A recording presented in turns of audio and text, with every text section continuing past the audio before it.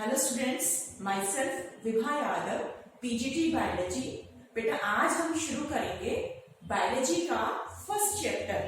क्या बायोलॉजी का first chapter कौन सा? Reproduction in organisms. बेटा अपनी फर्स्ट यूनिट जो है वो है रिप्रोडक्शन। उसको 4 पार्ट्स में डिवाइड किया है। पहला जो पार्ट है उसमें हम सारी टर्मिनोलॉजी पढ़ेंगे। मतलब अगर हमने पहला चैप्टर ढंग से कर लिया तो हम सेकंड थर्ड चैप्टर आसानी से समझ पाएंगे। तो इसलिए जरूरी है कि आप इस चैप्टर को ध्यान से सुने, लिखें और उसको पढ़ करके समझ करके याद करें, क्योंकि फाउंडेशन स्ट्रोंग होगी, नींव अगर स्ट्रोंग होगी तो आगे जो इमारत खड़ी होगी वो अच्छी होगी, सुदृढ़ होगी कि आप आसानी से सारी चीजों को समझ पाएंगे। तो हम शुरू करते हैं बेटा रिप्रोडक्शन इन ऑर्गेनिजम्स। तो एज यूजुअल सबसे पहले हमें क्या पता होना चाहिए? चैप्टर का मीनिंग। तो रिप्रोडक्शन, री मीन्स अगेन, प्रोडक्शन मीन्स उत्पन्न होना, मतलब दोबारा से प्रोडक्शन होना। अब साइंटिफिक टर्म्स में देखें, reproduction means an organism can produce its own kind. Own मतलब OWN, ओन काइंड मीन्स अपने जैसी। तो रिप्रोडक्शन इन ऑर्गेनिजम्स क्लियर हो गया। हम क्या पढ़ेंगे कि जो अपने आसपास, चाहे वो प्लांट्स हैं चाहे वो एनिमल्स हैं, वो कैसे न्यू ऑर्गेनिजम्स प्रोड्यूस करते हैं, ये हम इस चैप्टर में पढ़ेंगे।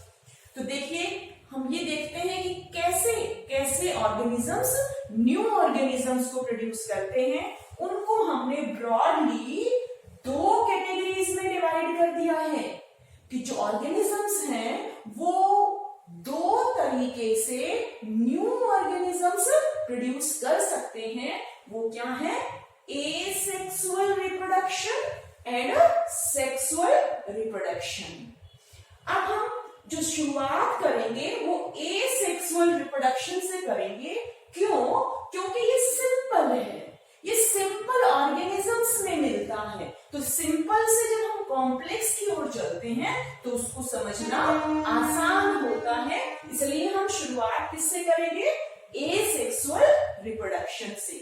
अब रिप्रोडक्शन जो प्रोसेस है वो कब शुरू होता है, इसको समझने के लिए हम एक टर्म को समझेंगे और वो टर्म है बेटा लाइफ स्पैन। नाम से हमें हर वर्ड को समझना है। अगर हम हर वर्ड को समझ लेंगे तो हमारा काम आसान हो जाएगा। तो life span, span means duration. तो life span means duration of life. जैसे एक इंडिविजुअल है, वो एक न्यू ऑर्गेनिज्म को बर्थ देता है और बर्थ के बाद क्या होगा? बट सपोज करो घर में एक नए बच्चे का जन्म हुआ, बर्थ हुआ, उसके बाद क्या होगा? वो 2 महीने का, 4 महीने का, 6 महीने का, 1 साल का, 10 साल का, ये एक ड्यूरेशन हो गई। और फिर वो बड़ा होगा, बड़े होने के बाद वो बूढ़ा होगा और बूढ़े होने के बाद उसकी डेथ हो जाएगी, नेचुरल डेथ। तो ये जो टाइम पीरियड है कहां से कहां तक का? From birth to natural death, it is life span. अब चाहे प्लांट है चाहे एनिमल है, सबका एक लाइफ स्पैन होता है। अगर हम ह्यूमन बींग्स के केस में देखें तो हम ये कह सकते हैं कि इट कैन बी अराउंड 60, 70 और 80 years. It is the life span from birth to the death. अब अगर हम प्लांट्स में देखें, बेटा हमारे आसपास आप देखो आजकल क्या है? गेहूं उगाया हुआ है और गेहूं की कटाई हम कब कर लेंगे? गेहूं की कटाई हम अप्रैल या मार्च या अर्लियर है तो फेब मार्च में कर लेंगे। तो ये जो स्पैन हुआ, हमने सपोज कर लगाया नवंबर में और हमने कट किया उसको मार्च में, तो ये जो स्पैन है, ये जो ड्यूरेशन है, this duration is the life span of wheat plant.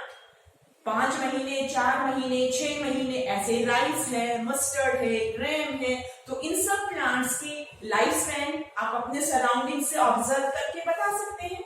Dog है, डॉग की लाइफ स्पैन थोड़ा थ्योरेटिकल और प्रैक्टिकल में डिफरेंस होता है। थ्योरेटिकली अगर हम देखें तो हम कहते हैं कि डॉग्स जो है वो 20-25 ईयर्स जो है वो सर्वाइव करते हैं। तो ये क्या हो गया, ये हो गया उनका लाइफ स्पैन। अब कोई ऑर्गेनिज्म चाहे वो सेक्सुअली रिप्रोड्यूस करे चाहे वो एसेक्सुअली रिप्रोड्यूस करे, उनका एक डेफिनेट लाइफ स्पैन है। अब लाइफ स्पैन समझने के बाद हम शुरू क्या कर रहे हैं, एसेक्सुअल रिप्रोडक्शन। तो एसेक्सुअल रिप्रोडक्शन में A means without sex, sex means distinction between male and female. तो जो सिंपल ऑर्गेनिजम्स हैं, क्लास 9 से आप पढ़ते आ रहे हो, हम सिंगल सेल ऑर्गेनिज्म जैसे अमीबा का नाम सभी जानते हैं। Amoeba is the simplest we can say organism. तो ये कैसे रिप्रोड्यूस करता है, it is not having male and female sexes, it reproduces asexually. तो जितने भी इंडिविजुअल्स एसेक्सुअल रिप्रोडक्शन से बनेंगे, उनके जो ऑफस्प्रिंग्स का मतलब जो उनकी नेक्स्ट जनरेशन, जैसे हम अगर हम अपने आप को देखें तो हम अपने पेरेंट्स के ऑफस्प्रिंग्स हैं, आप अपने पेरेंट्स के क्या है, ऑफस्प्रिंग्स। तो ऑफस्प्रिंग टर्म क्लियर हो गई। ऑफस्प्रिंग मींस सिंपल शब्दों में हम कहें बच्चे। तो एक जो जनरेशन है, जो नेक्स्ट जनरेशन आई, वो नेक्स्ट जनरेशन जो है वो फर्स्ट जनरेशन की क्या है, ऑफस्प्रिंग। जैसे आपके पेरेंट्स और आप क्या होंगे, ऑफस्प्रिंग और हमारे पेरेंट्स। तो ऑफस्प्रिंग टर्म मेरे ख्याल क्लियर हो गई। तो जो भी इंडिविजुअल्स प्रोड्यूस होते हैं रिप्रोडक्शन में, उनको हम क्या कहते हैं, offsprings. Now the offsprings produced by asexual reproduction, they are called as clones. Very important, clone. Clone means बिल्कुल वैसा, xerox copy, photocopy. ये सिंपल शब्दों में xerox, फोटोकॉपी तो सभी ने कराई होगी ना। आप एक चीज लेते हैं, आपको वैसी फोटोकॉपी होने के बाद उसकी दूसरी कॉपी मिल जाती है। तो clones are photocopies of an individual. Now, scientifically, biologically, clones are morphologically and genetically. Two words are there. Morphologically and genetically.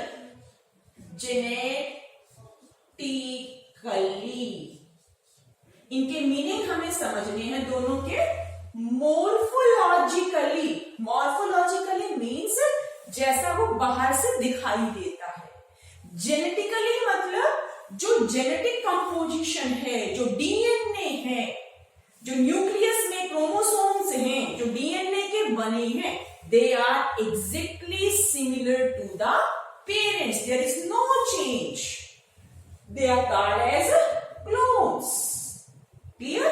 Clones means the offsprings which are photocopy of the parent as well as they are photocopies of themselves. Means they are morphologically and genetically they are similar. They are called as clones. तो asexual reproduction से जो भी individuals बनेंगे, अभी हम discuss करेंगे different ways, वो सब क्या कहलाएंगे? They will be called as clones. Now we are starting up with the different types of asexual reproduction. We are starting with the first one. Very simple, fission. Fission means breakdown. Breakdown of an organism is called as fission. So fission means breakdown. It can be bi.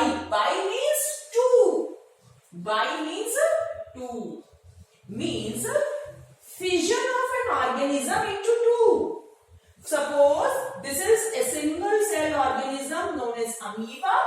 This amoeba would increase in size, the nucleus will elongate and it will form two amoebas. It is simple.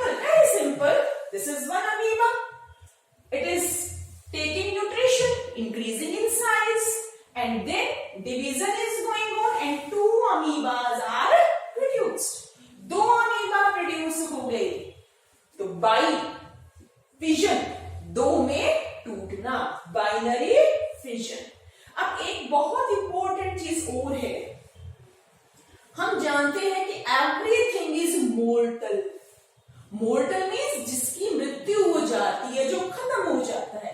लेकिन एक exception है, these are the single celled organisms, they are immortal. अब लगेगा कि ये तो फिर amoeba ही amoeba हो जाएंगे. It means how we can say that they are immortal, because this is an organism. Now it increased in size, it divided into 2. तो जो ये पेरेंट था, इस पेरेंट का कुछ पार्ट किसमें कन्वर्ट हो गया, 2 ऑफस्प्रिंग्स में कन्वर्ट हो गया. इससे कुछ रिमेनिंग नहीं रहा. कोई ये पेरेंट की तरह से ऐसा नहीं कि पेरेंट बच गया और ऑफस्प्रिंग प्रोड्यूस हो गया. Parent is involve in formation of offsprings. That's why we are saying that these single celled organisms, they are immortal. Is it clear? Okay. Now, the second way of asexual reproduction is zoospore formation. Yeah, by means of zoospores, new organisms can be produced asexually. Means from single organism, the new organisms can be produced. Now, zoo. We all know zoo. Zoo means जहां animals को रखा जाता है, और animals की quality क्या होती है, दे आर मोबाइल. हम एनिमल है, वी आर मोबाइल. तो अगर हम बायोलॉजी में सबसे इंपॉर्टेंट चीज क्या है, वर्ड को ब्रेक करो, उसका मीनिंग समझो, और फिर वो चीज आपको याद रहेगी, भूलेंगे नहीं. तो zoospores, what is a spore? Spore is a, we can say, a structure which is quite small in size, which is having a bit of living machinery, and it is enclosed in a protective covering. We can compare it with a seed.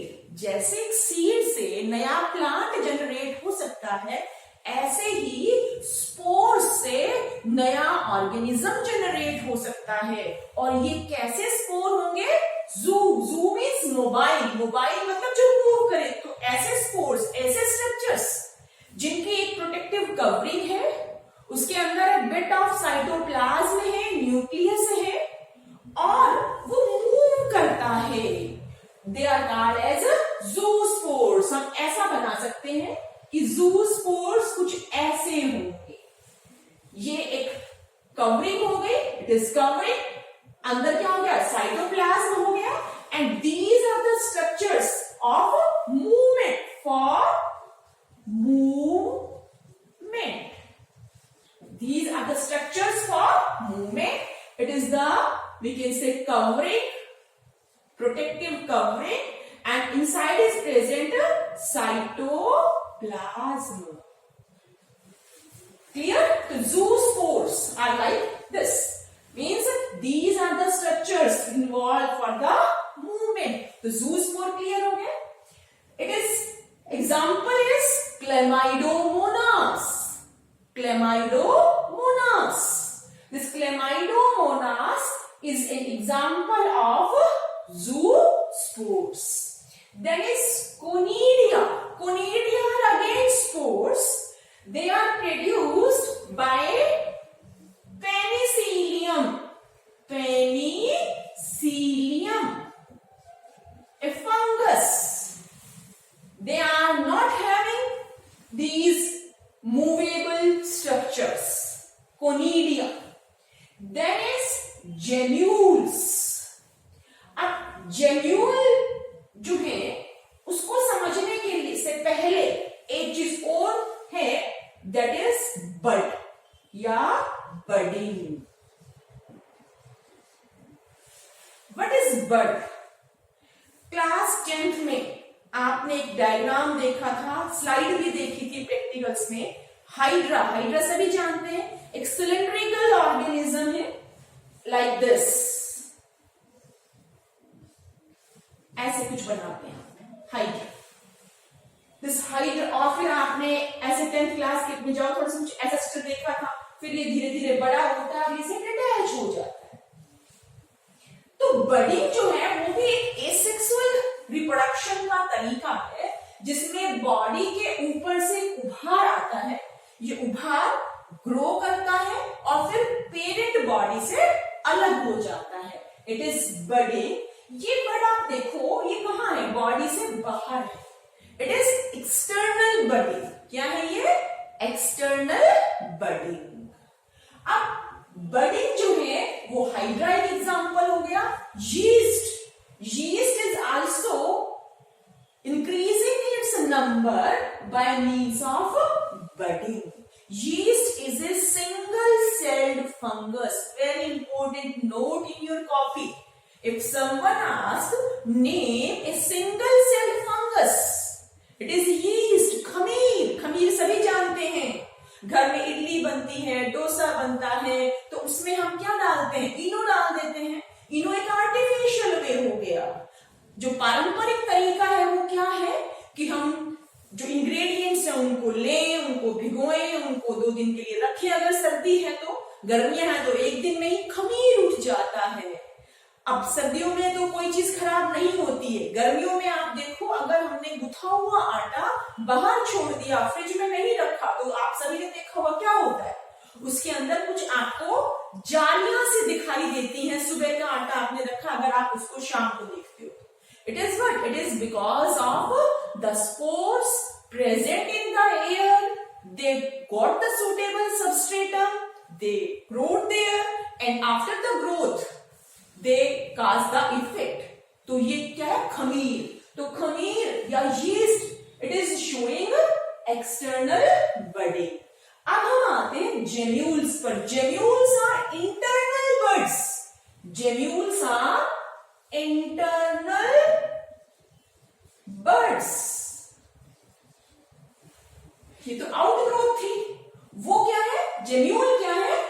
जो बड body के अंदर बने। Sponge, साइकम, ल्यूकोसोलिनिया, जो class 11th में पॉलीफर्स के examples आपने पढ़े थे। They are reproducing asexually by means of gemmules. These are known as internal buds.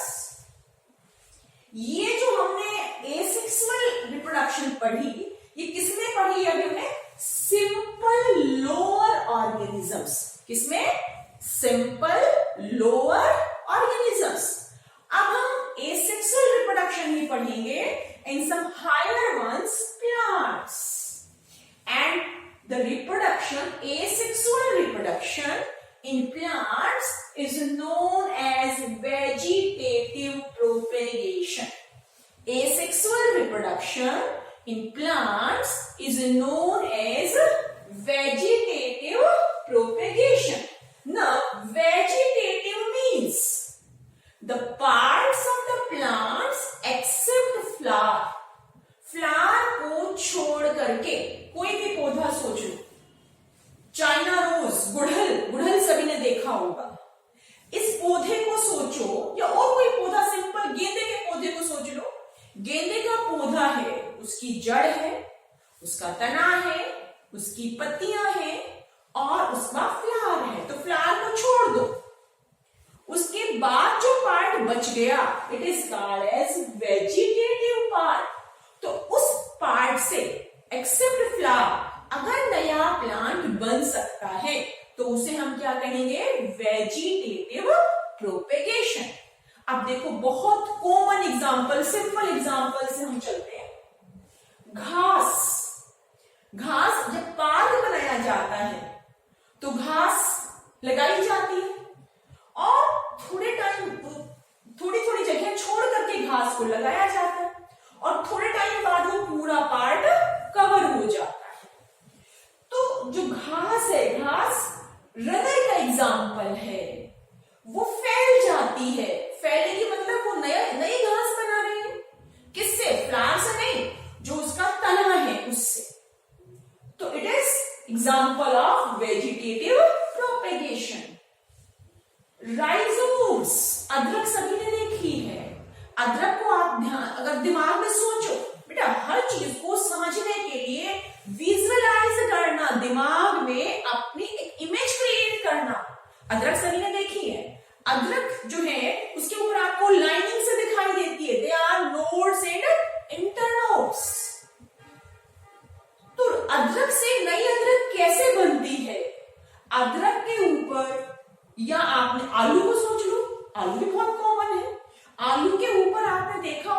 कुछ ग्रीन ग्रीन या स्किन कलर के कुछ उभार से निकल आते हैं, जिनको हम कॉमन लैंग्वेज में कहते हैं आंखें। Biologically they are adventitious buds. आलू देखा है ना सभी ने? तो आलू के ऊपर जो येलो कलर के या स्किन कलर के उभार हैं, they are called as adventitious buds. तो ये जो सब एग्जांपल्स है, रनर्स, राइजोम, राइजोम का एग्जांपल जिंजर, रनर का एग्जांपल लॉन ग्रास। ऐसे ट्यूबर्स, ट्यूबर पोटैटो, पोटैटो सभी ने देखा है, पोटैटो। ये बेटा बल्ब, बल्ब ये आपकी जो अनियन है, ये ऑफसेट, ये मैं अलग से बताऊंगी आपको, ये थोड़ा सा अलग है। बाकी ये सारे जो है स्टेम की मॉडिफिकेशन है, ये भी स्टेम की मॉडिफिकेशन है, लेकिन इंपॉर्टेंट है, इसलिए इसको अलग से डिस्कस करेंगे। तो runners, rhizomes, suckers, tubers, bulb, offset, ये ऐसे स्ट्रक्चर्स हैं जिनसे नया प्लांट बन सकता है। These are modifications of stem. ये 11th क्लास में आप पढ़ चुके हो, स्टेम का मेन रोल और फिर उसके मॉडिफिकेशंस। मेन रोल के अलावा वो जो दूसरा काम करता है, स्पेशल वर्क जो करता है, उसको हम क्या कहते हैं? मॉडिफिकेशन। जैसे आपने बेलें देखी होंगी, बेल ऊपर कैसे चढ़ती है, उसमें एक धागे जैसी संरचना होती है, tendril, thread like structure is there called as tendril. तो वो मॉडिफिकेशन है, वो लीफ की भी हो सकती है, वो स्टेम की भी हो सकती है, लेकिन उसका काम क्या हो गया? उसका काम हो गया चढ़ना, ऊपर उसको ले जाना। तो ऐसे ही ये जो runners, rhizome, suckers, tubers, bulb, offset, all are modifications of the stem and they are involved in formation of new plant, so they are called as vegetative propagules। क्या कहेंगे? vegetative propagules, ठीक है? vegetative propagules important। क्यों? क्योंकि इसका नाम अपने syllabus में 2-3 यूनिट्स में बार बार आता है, और आप ये मान के चलिए कि बोर्ड के एग्जाम में इससे रिलेटेड कोई क्वेश्चन जरूर आएगा। वाटर हाइसिंथ, ये ऐसा प्लांट है जो विदेशों से हमारे यहाँ आया। जैसे आपने कांग्रेस घास का नाम सुना है, ये जो कांग्रेस घास है, ये कांग्रेस गवर्नमेंट के वक्त जो अमेरिका से गेहूं इंपोर्ट किया गया था, उसके साथ इसके बीज आ गए थे, और कॉमन लैंग्वेज में हमने इसको नाम क्या दे दिया? कांग्रेस घास। वैसे इसको हम गाजर घास भी कहते हैं, पार्थीनियम भी कहते हैं। ये एक्सोटिक है, एक्सोटिक एलियन, जो कहीं दूसरे से आ गए। तो ऐसे ही जो वाटर हाइसिंथ है, ये भी एक एलियन प्लांट है जो दूसरे देश से हमारे देश में आया। क्यों आया? ये कहीं भी जहां पानी इकट्ठा है, सड़क के किनारे या और कहीं, वहां ये बहुत एक्सेसिवली तेजी से ग्रो करता है। इसमें बहुत ही सुंदर कलर, मॉव कलर के फ्लावर्स आते हैं, लीव्स भी इसकी सुंदर लगती हैं। तो इसको इंपोर्ट तो इसके फ्लावर्स के लिए किया गया था, लेकिन it is an invasive weed. Invasive का मतलब है जो बहुत तेजी से इन्वेड करता है। जैसे अगर हमारे घर में कोई आता है तो वो हमारी चीजों पर कब्जा कर ले, मतलब जो हमारे यूज की चीजें हैं उन पर कब्जा कर ले, उनको अपना मान ले, अपने की तरह से यूज करे और हम एक तरफ हो जाए, तो वो क्या हो गया? इन्वेजन। तो ऐसे ही जो वाटर हाइसिंथ है, इट इज हाईली इन्वेसिव। इसको इंपोर्ट यहां किया गया था, लेकिन जो यहाँ के नेचुरल प्लांट्स थे, एक्वेटिक प्लांट्स थे, उनको खत्म कर रहा है और खुद अपना साम्राज्य बढ़ा रहा है, मतलब अपना नंबर बढ़ा रहा है। तो अब क्या होगा? ये प्रॉब्लम होगी, इसीलिए इसको टेरर ऑफ बंगाल कहा जाता है। क्या? Terror of Bengal. तो बेटा ये क्वेश्चन जरूर पॉसिबिलिटी है, terror of Bengal, water hyacinth, alien plant. Is it clear? तो ये हमने सब पढ़ा कि कैसे कैसे एसेक्सुअल रिप्रोडक्शन होती है। सबसे पहले हमने क्या पढ़ा, it is in the lower organisms, fission, zoospores, conidia, gemmules and then budding. उसके बाद हम प्लांट्स पर आए। प्लांट्स में हमने क्या पढ़ा, वेजिटेटिव प्रोपेगेशन। और वेजिटेटिव प्रोपेगेशन ये सारे स्ट्रक्चर्स हैं जिनके थ्रू नए प्लांट की फॉर्मेशन होती है। They are called as vegetative propagules. Is it clear? मेरे ख्याल सबको समझ में आया होगा। जो बोर्ड पर लिखा हुआ है बेटा ये बहुत इंपॉर्टेंट है, ये सब आपको अपनी कॉपी में जरूर नोट करना है। और जैसे मैंने यहां लिखा है पेज नंबर 7 एनसीईआरटी बुक, तो आपने पेज नंबर 7 खोलना है और ये सारे वहां पर डायग्राम की फॉर्म में आपको दिए हैं, आप उनको जरूर देखेंगे। क्योंकि जो चीज हमने देख ली, एक तो सुनना और एक देखना, दोनों में अंतर है। तो पेज नंबर 7 आप एनसीईआरटी की बुक का खोल करके आप इनको देखेंगे और इनके नेम्स आप ध्यान रखेंगे। अब फिर मैं कह रही हूं ये चीज बहुत इंपॉर्टेंट है, जरूर ध्यान रखेगा। मैं सोच सकती हूँ कि शायद आपको ये जो मैंने पढ़ाया है समझ में आया होगा। कोशिश कीजिए, क्योंकि बेटा पढ़ना तो खुद ही पड़ेगा। मीन्स टीचर्स क्या असिस्ट कर सकते हैं, इनटेक जो है वो हमें खुद करना पड़ेगा। तो आप ध्यान से पढ़ें और कोई भी प्रॉब्लम हो तो मेरे से कांटेक्ट कर सकते हैं। मैं समझ सकती हूँ कि आप समझ गए होंगे और आप इसे पढ़ेंगे। ओके, थैंक यू बेटा।